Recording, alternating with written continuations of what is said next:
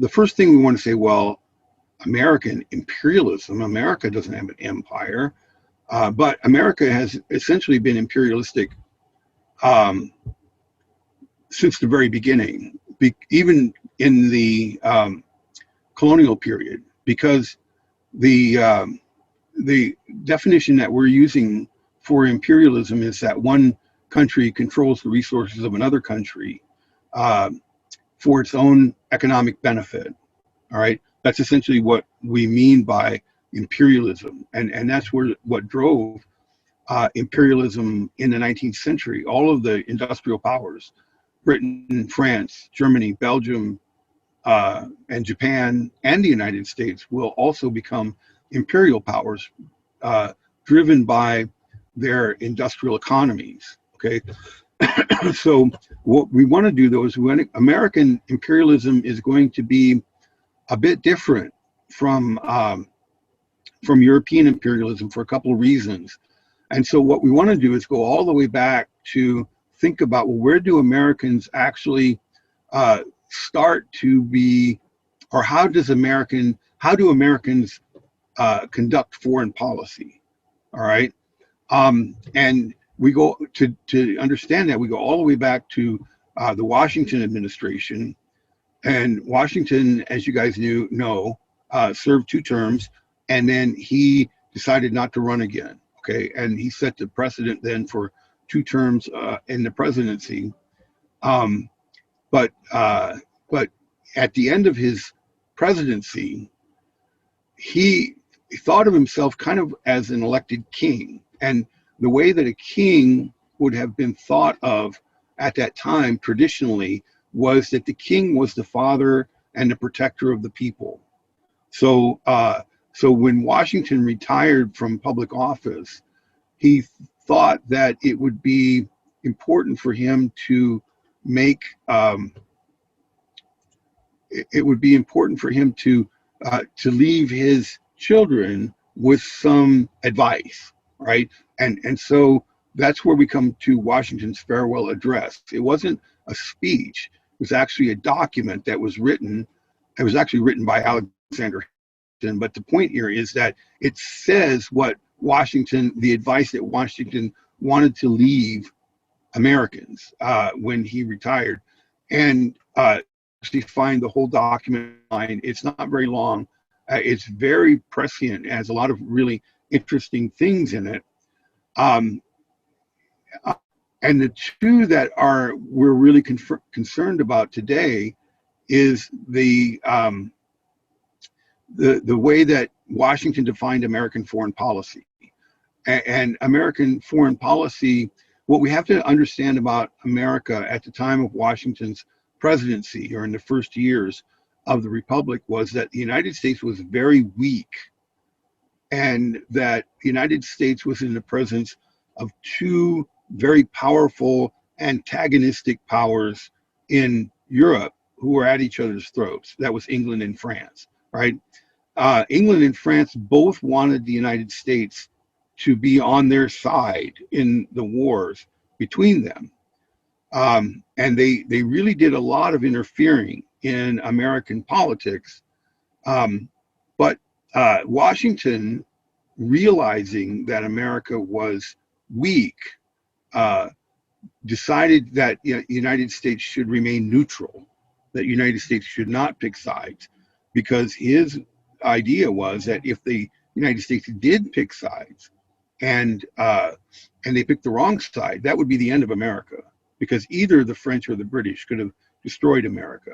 Okay, and so he says we're going to stay out of Europe's affairs, but at the same time, Washington is going to say that we should insist on what he called unrestricted commercial ties, or unrestricted free trade. And what that means is that we can trade with whoever we want to, right? And we're not going to be limited by European mercantilism. So if you guys remember, maybe you don't remember, what mercantilism essentially was, that the colonies could only trade with the mother country, right? And then the mother country could trade with other countries. But what the American system was, the first system really, that that relied on the what they call free trade, what we call unrestricted free trade, that any country could trade with any other country. So the United States insists on the ability to trade with any country that it wants. So these are the two main pillars, I guess you could say, of American foreign policy. On the one hand, we're not going to get involved in European affairs, and on the other hand, we're going to insist that we can trade with whoever we want. Okay, and sometimes those come into conflict. So, for example, the War of 1812 was about the British trying to keep the Americans from trading with the French. Okay, and the Americans insisted that they ought to be able to trade with the French. So the Americans went to war with the British, and we'll just leave it at that. America survived that, so that was an interesting episode. But at any rate, it shows us that the two principles actually sometimes go into conflict with each other. Okay, the thing about these principles is that they are going to remain almost as if it was law all the way up until really World War I. Okay, the United States will remain a continental power all the way up until World War I, with very few exceptions. Okay, but in 1824, there was a crisis in the Americas, and the crisis was that all of the Spanish American colonies were breaking away from Spain. And Americans had two interests in these new countries that were breaking away from Spain. One of them was that the United States saw common cause with these revolutionary movements in Spanish America, because many of them were actually inspired by the American Revolution, right? So the Americans thought this was the progress of our revolution, that it's starting now, and it's going to eventually spread everywhere. This idea of liberty, right? The liberty that I defined for you on the second day of the class, I think, right? Liberty with an exclamation point. Okay, so there's this ideological affinity between the North Americans and Spanish Americans. All right, but then there's another interest, and that is in trade, because when the Spanish colonies become independent, then they can trade with whoever they want. But when they're actually colonies of a European power, they can't. They have to trade only with that European power. So Americans are going to be very interested in maintaining the independence of Spanish American countries, because it helps them to maintain trading partners. All right, you guys get what I'm saying? So what we see then is we have two really different interests in the United States maintaining the independence of Spanish American countries. One of them is ideological, and one of them is economic. Okay, what we're going to notice is that American foreign policy will be characterized, like American politics. American foreign policy will be characterized by that relationship between idealism and economics, right? So when it comes to foreign policy, the question is going to be: is the United States the beacon of freedom, liberty, justice, and equality in the world, or is the United States a rapacious imperial predator, right? And the answer to that question is going to be yes. Yes, the United States does believe in freedom, liberty, equality, and justice. And they try to instill those principles in every place where they intervene. But at the same time, Americans want to make a lot of money, right? Just like the rest of the imperial powers, right? So the United States will act in the same way as many of the other industrial powers, okay? So here's where the dilemma comes in for American foreign policy as compared to, say, for example, British foreign policy, right? So the British foreign policy is going to be the same except that the British don't have this idea of spreading liberty, right? Oh, and the French and the Germans, they basically say, okay, we're here to get your stuff, and they're pretty much upfront about it, right? But Americans don't do that. Americans go and say, okay, we're here to make you all free and Democrats, and at the same time, we're going to take your stuff, right? So it makes other people think that American foreign policy is hypocritical. I mean, even Americans think that, all right, because we say, okay, well, you say that you stand for freedom, justice, liberty, and equality in the world, but at the same time, you just come in and take our stuff like anybody else, right? So you're really hypocritical. The truth is that American foreign policy isn't hypocritical. It's mentally unstable. It's a split personality. America has two personalities at once, and I think that's what makes American foreign policy so difficult for others to understand. But at any rate, so the Monroe Doctrine is going to say, okay, what happens is that Americans decide that they're going to impose their will on the Americas. And the way that they're going to do that is that they're going to declare this doctrine. Doctrine was declared in 1824 when President Monroe was president, right? And Monroe Doctrine will say that the Americas are closed to new colonization, no new colonies in the Americas, but the quid pro quo will be that we're not going to establish any colonies in Europe, okay? So now if you think about 1824, here's this little country on the east coast of the North American continent, right, telling these great European powers to stay out. What do you think that those powers think about America's doctrine? They probably think it's ridiculous. They're like, how can you tell me what to do? Exactly. It's almost like if you think about, I don't know, this is kind of one of the ways I've tried to imagine it is if you went to the playground and you saw a sandbox there, and there's a little 3-year-old in the sandbox saying, "It's my sandbox, stay out," right?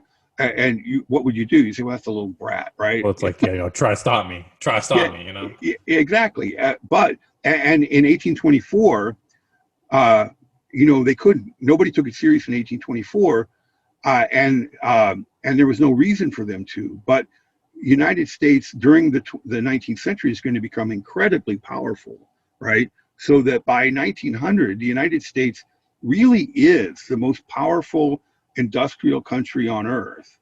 Okay, so when Americans said that they were going to enforce their will on the Americas, at first they couldn't, but then they could, right? And one of I think the height really of this idea of American hegemony, this is the word, it's kind of like it's domination, American domination of the Americas comes in 1895 because there's a crisis that happens in South America, and I don't really have maps. I wish I did, but there's a crisis that happens in South America where there's Venezuela and there's British Guiana, a colony of Britain, and the border between those two countries had always been fluid. Nobody had ever really fixed the border, and nobody really wanted to because it wasn't a country that was worth anything until somebody found gold there, right?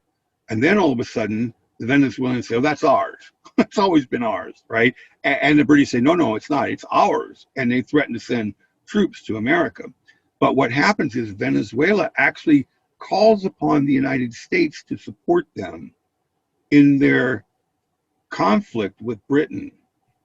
And the Americans will make a statement based on the Monroe Doctrine, which is called the Olney Corollary to the Monroe Doctrine. And what that corollary says is that the United States is practically sovereign in the Americas, and its fiat is law. Okay? So so now let's think about, what does that mean? What does practically sovereign mean?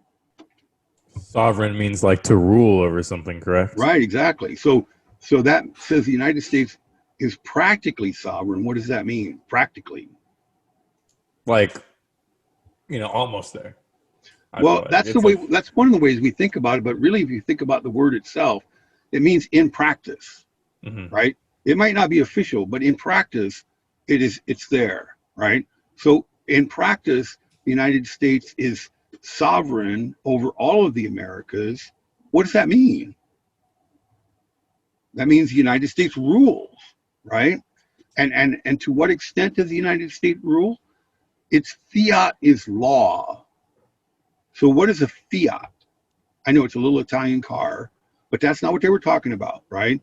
The fiat comes from the word, it's a Latin word, okay? If you look at the logo or the motto of the University of California, fiat lux, let there be light, right?